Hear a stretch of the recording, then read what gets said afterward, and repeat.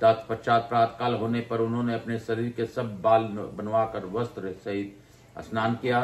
तदनंतर वे श्रेष्ठ ब्राह्मणों को सभा में गए और उन्हें प्रणाम करके बोले, ब्राह्मणों, मैंने जल के धोखे में मदिरा पी ली है, मुझे दंड दीजिए। तब उन ब्राह्मणों ने बार बार धर्मशास्त्र का विचार करके कहा, ब्राह्मण यदि ज्ञान अथवा ज्ञान से भी मदिरा पी ले तो मदिरा के बराबर ही खोलता हुआ घी पी लेने पर उसकी शुद्धि होती है। अतः यदि तुम आत्म शुद्धि चाहते हो तो यही प्रायश्चित है, करो। बहुत अच्छा का ऐसा ही करूंगा, ऐसा प्रतिज्ञा करके ब्राह्मण ने तत्काल घी पी लेकर उसे पीने के लिए आग पर तपाया। इतने में यह समाचार सुनकर पिता माता भी आ पहुंचे और बोले, यह क्या किया, क्या बेटा तुम यह क्या करते हो? तब पुत्र ने नेत्रों से आंसू बहाते हुए रात की सब घटना कह सुनाई।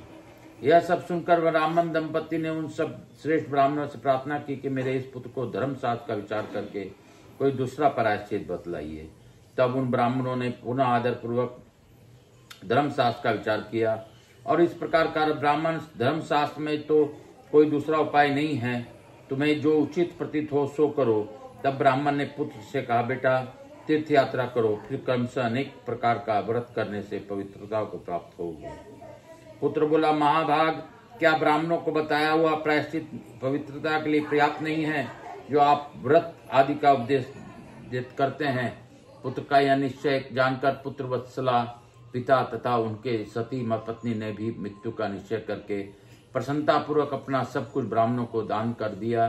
तब माता ने कहा, बेटा जब हम दोनों अग्नि में प्रवेश न कर जाएं तो उसके बाद तुम मोजोहोम मरणांत प्रायश्चित करना। ऐसा कहकर वे दंपति प्रसन्नता पूर्वक मृत्यु के लिए अग्नि में के समीप गए। उनके साथ ही उनका पुत्र भी था। इतने में वेदों के प्रांगत विद्वान शांडिल्य मुनि तीर्थ यात्रा के प्रसंग से उस स्थान पर आ पहुंचे और सारी बात सुनकर उन सब ब्राह्मणों को फटकारते हुए बोले, अहो तुम सब लोग अत्यंत मूढ़ हो, क्योंकि तुम्हारे कारण सुगम प्रायश्चित के होते हुए भी आज ये 3 ब्राह्मण व्यर्थ ही मृत्यु को प्राप्त हो रहे हैं।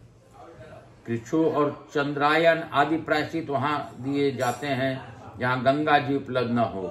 यहाँ तो साक्षात विष्णुपदी गंगा विद्यमान है, उसी में यह स्नान करे तो पाप से शुद्ध हो जाएगा। तब सब ब्राह्मणों ने शांडिल्य मुनि को साधुवाद देते हुए कहा, मुने आपका कथन सत्य है।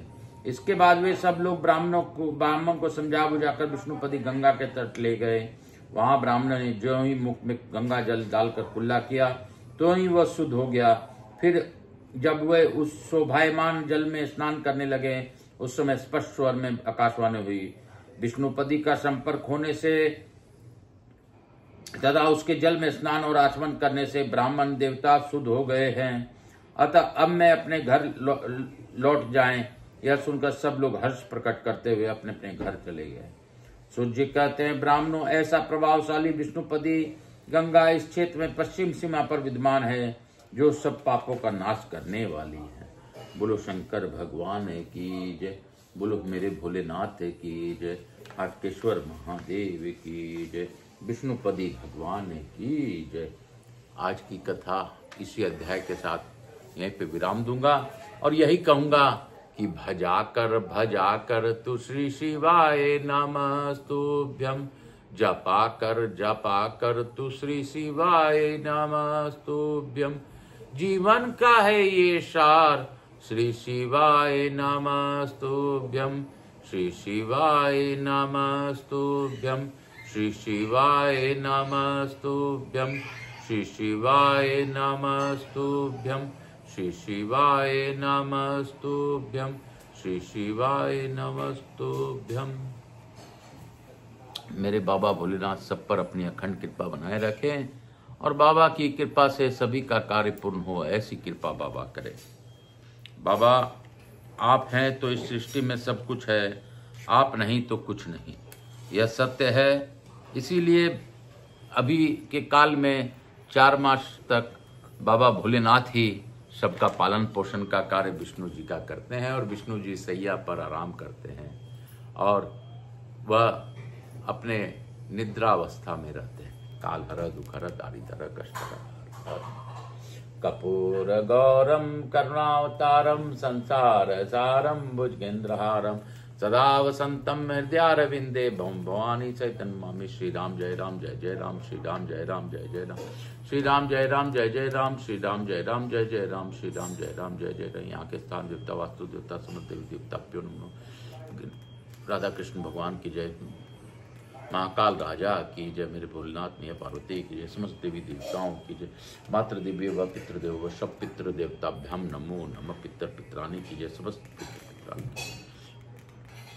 कुलदेवी के सरस्वती माता तथा मेरे श्रोताओं के कुलदेवता कुलदेवी की समस्त देवी देवताभ्यो नमः।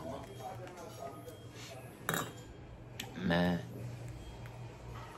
भोलेनाथ का स्मरण करते हुए आप सबको यही कहूँगा कि आप बाबा का स्मरण करते रहिए। यह अभी श्रावण मास चल रहा है, एक नाम 1000 नाम के बराबर है, इसलिए बाबा का जितना हो नाम स्मरण करते रहिए। मैं प्रथम पूज्य देव गणपति गणेश जी महाराज, लक्ष्मी जी महाराज, रिद्धि सिद्धि शुभ लाभ कुबेर जी महाराज से अनुरोध करता हूँ कि हमारे यहाँ निवास, आप सभी लोगों को आशीर्वाद प्रदान कर हमारे यहाँ निवास रहकर अखंड कृपा बनाए। आवाहित समस्त देवी देवताओं से अनुरोध करता हूँ कि सभी लोगों को आशीर्वाद प्रदान कर अपने स्थान को गमन करें, पुनः बुलाने पर पधार का आशीर्वाद दें। मैं अपने भोलेनाथ मैया पार्वती को धन्यवाद देता हूँ कि उन्होंने भावपूर्वक इस कथा का श्रवण किया और गुरुदेव का वंदन करते हुए गुरु आज्ञा लेकर आज की कथा यहीं पर विराम। काल हर दुख हर दारी दरा कष्ट हर हर महादेव। बोल बम का नारा है, बाबा एक सहारा है। बोलो बम, बोलो बम, बोलो बम, बोलो बम, बोल बम, बोल बम, बोल बम, बोल बम, बोल बम, बोल बम, बोल बम, बोलो बम्मा।